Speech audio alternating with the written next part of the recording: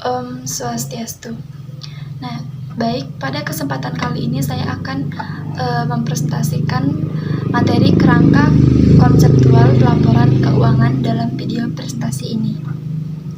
Sebelum ke materi, perkenalkan, nama saya Nangah Putriani dengan NIM 22570210002. Nah, adapun materi yang akan kita bahas pada pertemuan kali ini, ya bisa dilihat di layar ya. Ada pengertian kerangka konseptual keuangan, kemudian tujuan laporan keuangan, hingga kita akan membahas dari konsep pengukuran dan pengakuan dari laporan keuangan. Nah, apa sih yang dimaksud dengan kerangka konseptual itu? Apa sih yang dimaksud dengan kerangka konseptual dan kenapa kerangka itu harus ada gitu? Jadi kerangka konseptual itu merupakan kerangka dasar, kerangka fundamental dari laporan keuangan, di mana di dalamnya itu dapat konsep-konsep yang mendasari penyusunan dan penyajian dari laporan keuangan. Mengapa harus ada? Karena di dalam membuat atau menyusun laporan keuangan itu harus ada aturan atau konsep yang dibangun, dan konsep-konsep tersebut membentuk laporan keuangan. Kemudian agar standar akuntansi itu ketika mengeluarkan pernyataan itu agar lebih berguna dan konsisten dari waktu ke waktu. Makanya kerangka ini tuh penting dalam laporan keuangan. Seperti itu. Kemudian di slide selanjutnya juga ada, seperti yang terlihat di layar juga ada gambar kerangka dasar akuntansi keuangan. Ini adalah gambar kerangka konseptualnya. Itu seperti segitiga yang terbalik ya, dimana di dalam kerangka ini terdapat tiga tingkat. Tingkat pertama itu adalah berisi tentang tujuan laporan keuangan. Di tingkat kedua terdapat ciri-ciri kualitatif atau karakteristik kualitatif informasi akuntansi. Dan di tingkat kedua juga ada elemen laporan keuangan.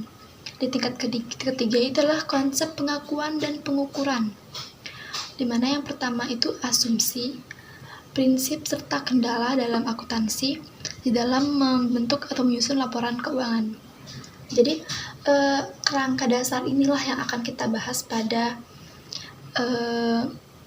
presentasi kali ini. Langsung saja kita ke tingkat dari kerangka konseptual yang pertama, yaitu tujuan laporan keuangan.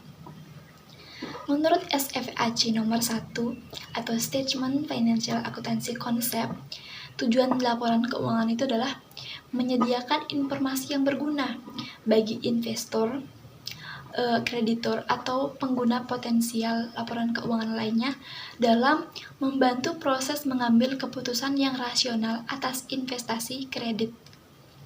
Tujuan yang kedua adalah menyediakan informasi yang berguna bagi investor, kreditor, atau pemakai laporan keuangan yang berpotensial lainnya dalam menilai jumlah, waktu, serta ketidakpastian prospek penerimaan kas dari dividen.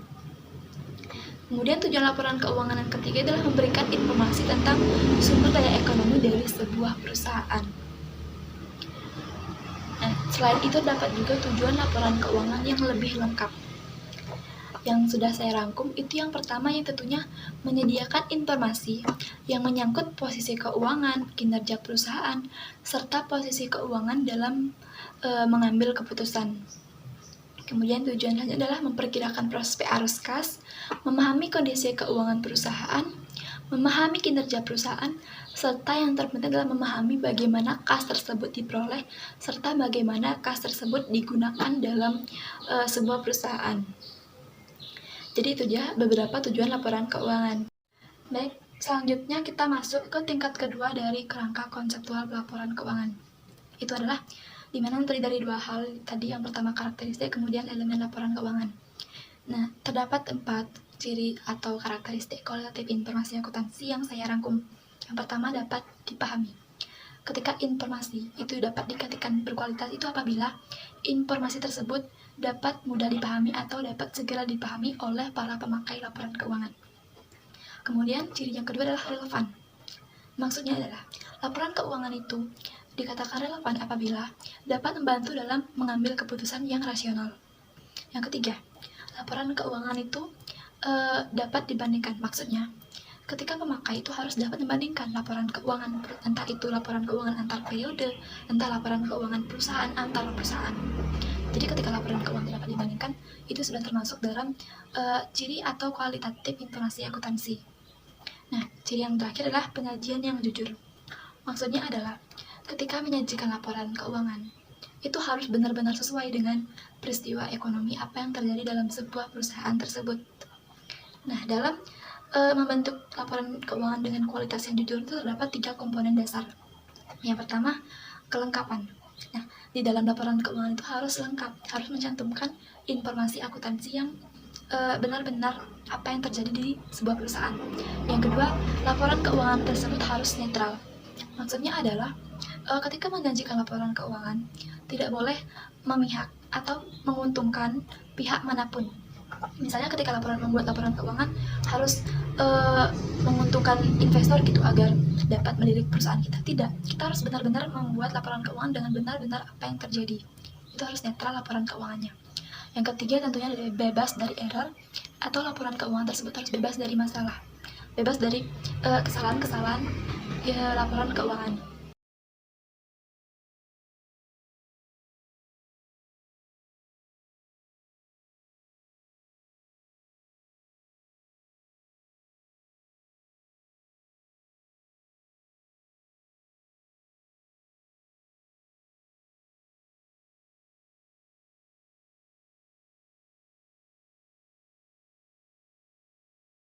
Kemudian di slide selanjutnya kita masih dalam tingkat kedua laporan keuangan. Itulah elemen-elemen laporan keuangan. Kita dapat 10. Yang pertama adalah aktiva. Nah, definisi dari aktiva itu adalah sumber daya yang dikendalikan oleh entitas sebagai hasil dari kejadian di masa lalu dan dapat menghasilkan manfaat ekonomi bagi entitas perusahaan di masa yang akan datang. Jadi ya seperti yang kita ketahui itu, aktiva itu juga disebut sebagai aset perusahaan.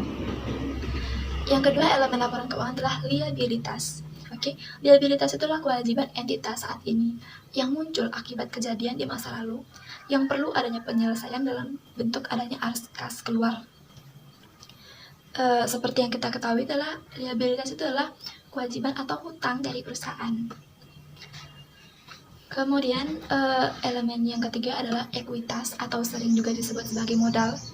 Itu merupakan hasil nilai residu atau hasil nilai sisa dari aktiva suatu perusahaan setelah dikurangi dengan kewajiban. Kemudian investasi oleh pemilik. Nah, investasi oleh pemilik itulah pertambahan aktiva bersih dan suatu yang bernilai dalam pernyataan dari perusahaan oleh pemilik. Nah, kemudian distribusi kepada pemilik. Maksudnya adalah pengurangan aktiva bersih perusahaan sebagai hasil suatu pemindahan aktiva, pelayanan jasa, atau hal itu adalah terciptanya kewajiban oleh perusahaan kepada pemilik. Kemudian yang keenam adalah laba komprehensif. Nah, laba komprehensif adalah perubahan dalam suatu perusahaan selama suatu periode tertentu akibat adanya transaksi dan kejadian serta keadaan lainnya yang berasal dari sumber-sumber yang bukan dari pemilik. Selanjutnya adalah pendapatan. Seperti yang telah kita pahami bahwa pendapatan adalah pemasukan atau peningkatan aktiva suatu perusahaan. Kemudian beban, itu seperti yang kita ketahui itu adalah pengeluaran. Kemudian keuntungan, itu pertambahan ekuitas akibat transaksi, serta kerugian, yaitu pengurangan ekuitas akibat transaksi juga. Jadi itu dia elemen-elemen laporan keuangan yang menyusun laporan keuangan.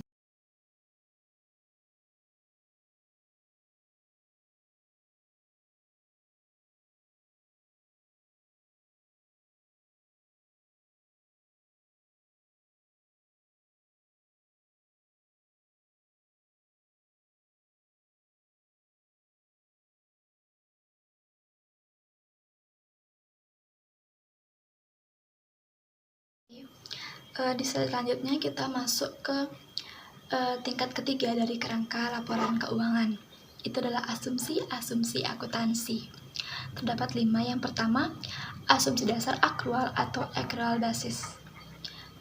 Artinya itu adalah transaksi. Ketika terjadi transaksi, itu dicatat dan dilaporkan pada periode yang bersangkutan.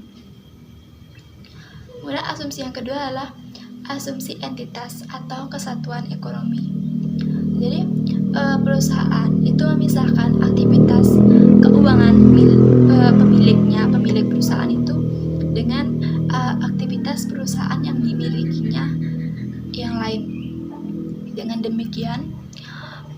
transaksi keuangan yang menyangkut suatu unit ekonomi tidak boleh dicampur dengan ekonomi bisnis lain maupun dengan pemiliknya. Maksudnya dengan sederhana itu sebagai contoh nih ya,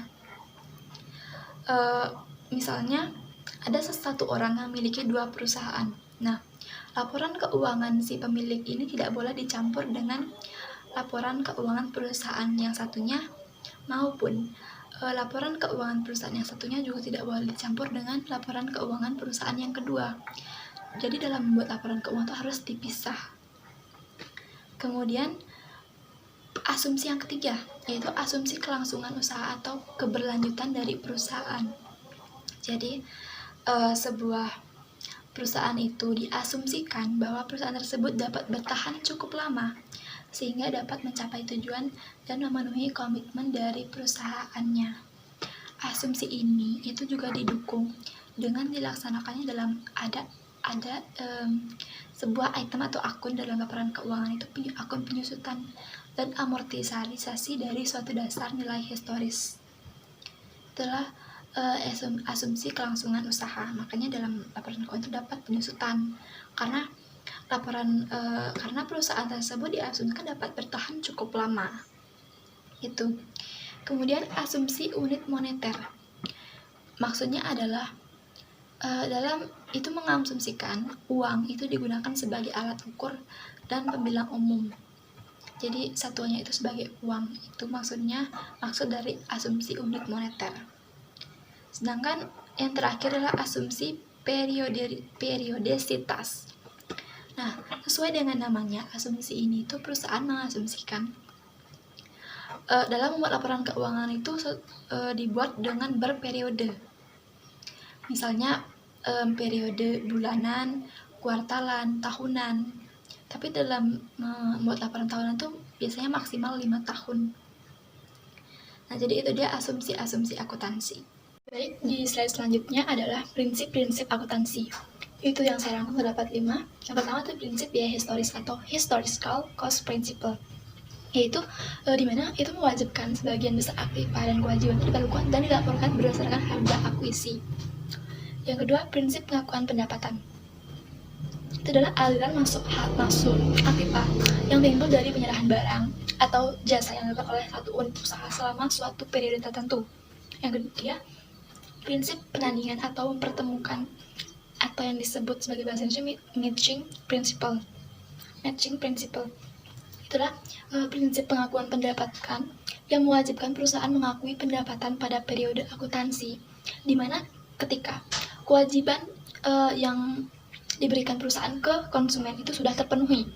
Jadi ketika si konsumen sudah mendapat haknya, maka kita juga baru bisa mengakui itu sebagai pendapatan. Yang keempat, prinsip pengungkapan lengkap atau full disclosure principle, yaitu menyajikan informasi yang lengkap dalam laporan keuangan. Dan yang terakhir adalah prinsip konsistensi, di mana metode dan prosedur-prosedur yang digunakan dalam proses akuntansi harus ditetapkan secara konsisten dari tahun ke tahun. Nah, mengapa sih harus konsisten? Mengapa sih metode yang digunakan itu harus konsisten? Karena misalnya nih dalam laporan keuangan itu terdapat kesalahan, itu kita bisa mengetahui kesalahan itu terjadi karena memang ada benar-benar kesalahan dalam laporan keuangan tersebut, bukan karena metode yang baru digunakan. Makanya dalam laporan keuangan itu setiap perusahaan mengeluarkan metode yang konsisten. Namun apakah metode tersebut bisa diganti? Bisa. Dengan ada perubahan zaman itu perlu bisa diganti metodenya. Namun harus dengan alasan yang wajar dan jelas gitu, mengapa dirubah. Itu dia prinsip-prinsip akuntansi dalam laporan keuangan. Kendala-kendala akuntansi dalam laporan keuangan secara umum. Yang pertama, hubungan biaya manfaat atau cost-benefit relationship. Itu biaya penyiapan informasi harus diukur dan dibandingkan dengan manfaat yang diperoleh dari penggunaan informasi tersebut. Dan manfaat yang diperoleh dari penggunaan informasi harus lebih besar. Kemudian, kendala yang kedua adalah tepat waktu. Nah, informasi yang disajikan terlambat akan menyebabkan informasi tersebut kehilangan relevansinya.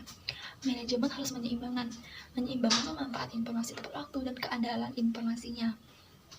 Nah, sebenarnya kendala-kendala akuntansi dalam laporan keuangan itu banyak banget. Tapi kalau dijelaskan di sini mungkin akan sangat banyak ya. Jadi teman-teman mungkin bisa nyari di search di Google gitu misalnya, untuk kendala-kendala akuntansinya yang lebih lengkap. Kemudian di slide selanjutnya itu adalah konsep pengakuan. Sebenarnya ada 3, pengakuan, pengukuran dulu, pengakuan, dan pelaporan atau pengungkapan.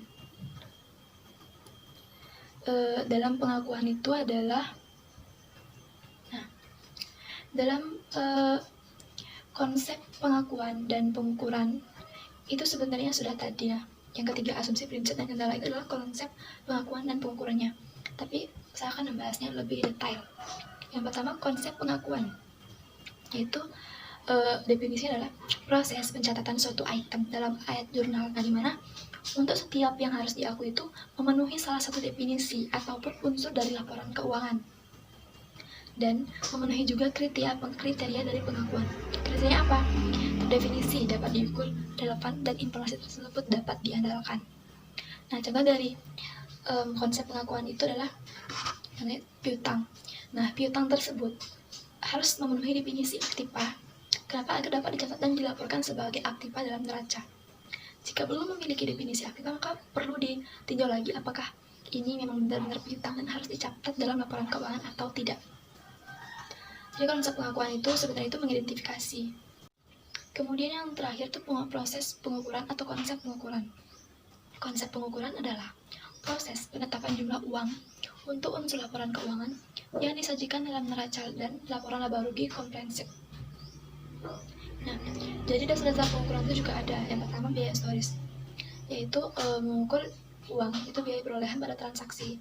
Kemudian biaya kini, biaya yang seharusnya diperoleh saat ini atau pada saat pengukurannya. Yang ketiga, nilai realisasi atau penyelesaian, yaitu nilai yang dapat diperoleh dengan menjual aset dalam pelepasan normal. Dan yang terakhir, nilai kini, yaitu arus kas masuk neto di masa depan yang didiskontokan ke biaya kini usaha. Jadi itu dia konsep pengukuran. Sekian yang bisa saya sampaikan. Jadi kita sudah bahas menyeluruh tentang kerangka konseptual pelaporan keuangan. Apabila teman-teman memiliki pertanyaan atau ada hal yang ingin didiskusikan, bisa ditanyakan dalam pertemuan hari Jumat. Dan saya juga minta maaf jika dalam penyampaian terdapat salah kata. Kemudian saya ucapkan terima kasih. Om Santi Sandi Sadi Om.